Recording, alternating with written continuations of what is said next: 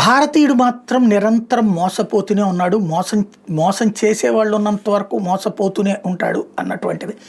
ఓ పక్కన రోజు మనకి ఈవెన్ ఆ ఫోన్ ఎత్తగానే మీరు ఎవరు మీకు మీ దగ్గరికి డబ్బులు అడగరు, మీ ఓటీపీ అడగరు, లేకపోతే ఎవరు సైబర్ అరెస్టులు చెయ్యరు, ఆ అధికారం ఎవరికీ లేదు, మీరు భయపడకండి అని చెప్తూ ఉన్నా సరే చేస్తూనే వాళ్ళ మాయలో పడతానే ఉంటారు.